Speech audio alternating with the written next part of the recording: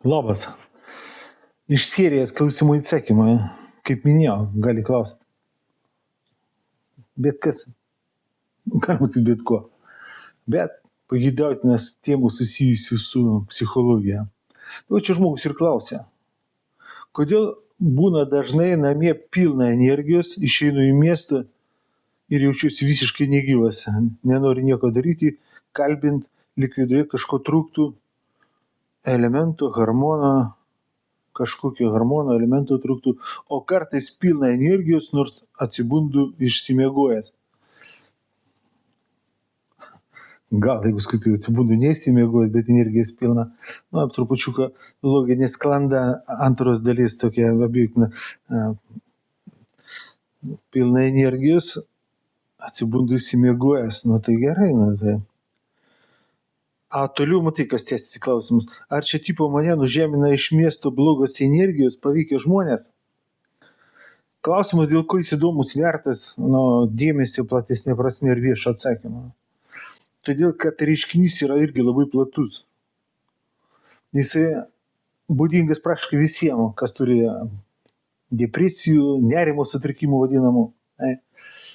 Ir ten kokių dar vadinamų, hipochondrinių vadinamų būsenų. Kodėl ir kas dedasi?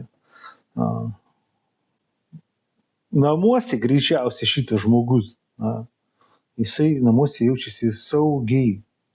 Namuose jisai nebijo klysti, namuose nėra atsakomybė, nereikia nieko stebėti ir nesijausti stebimam. Šiek tiek šitą žmogų pažįstu, todėl galiu užtikrinčiau komentuoti šitą situaciją. Tai namuose jauku. Dėl ko jauku? Niekas tavęs nemato. Nėra baimės klysti. A jeigu yra pas tave bloga patirtis dėl bendravimo su žmonėmis, tai tiem, kur žmonės tau negera. Eini į miestą, tu iškart pradedi stebėti, kaip į tave žiūri ir stebi kitus. Ir kiti tave stebi, tau atrodo, kad jie tave stebi, vertina. Tai yra natūralūs zoologiniai gamtos instinktai, kuris skamba taip: gamtoje, bandoje visi stebi kiekvieną ir kiekvienas stebi visus. Ant budravimo turi būti visada. Budravimas visada reikalauja energijos. Jeigu įsitemptas įkyrus budravimo, pastiprinta, baimė klysti gali būti labai menkutė, mažutė, proto ribose, gali būti jau per didelė, tokia, kuri jau siekina vargina, gali būti įkyri paranoidinė, kuri iš vis pavirsta nežinia kuo.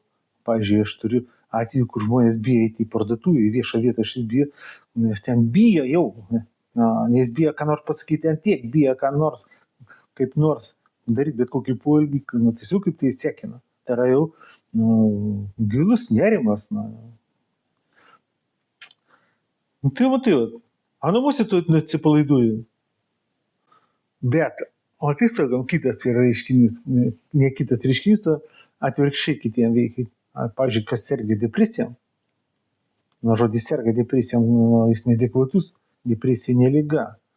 Nuo depresijos atsiranda ligų, ypač jeigu pradedi vartoti vadinamusius antidepresantus, dar kažkokias nesąmonės hormonų, tai tau greičiausiai tada jau tikrai atsiras ligų, klinikinių ligų. O pati depresija, padepresavimas, ne liga. Tai yra šarlatanų diplomuotų globalinių šitų farmakomafijos totalus siaubas žmonėms įdiegtas. Bet kas atsitinka su depresuojančiais? Depresuojančiai atvirkščiai, jie kaip tik namuose pradeda jaustis blogai. Kodėl jie namuose jaučiasi blogai? Vėl paprastai paaiškinau, už tada namuose jis turi laiko, kada depresuoti. Išeis į gatvę, jis turi stebėti, užsiimti gal kažkuo, nėra kada. Ypač darbė užsiėmimuose nėra kada depresuoti. Jeigu reikia kalbėti, bendrauti, jam atvirkščiai, bendravimas, kalbėjimas, jam kaip tik dažnai susijęs su tuo, kad tada jis užsimiršta.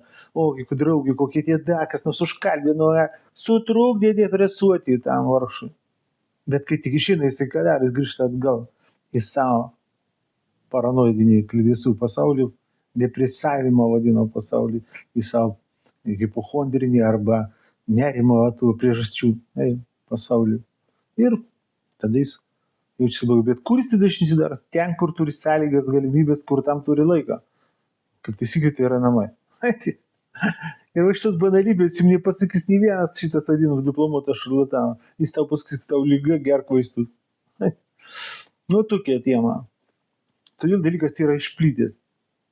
Bet va tokiom keistom raiškom. Kas turi neatsakytų klausimų, rašyk.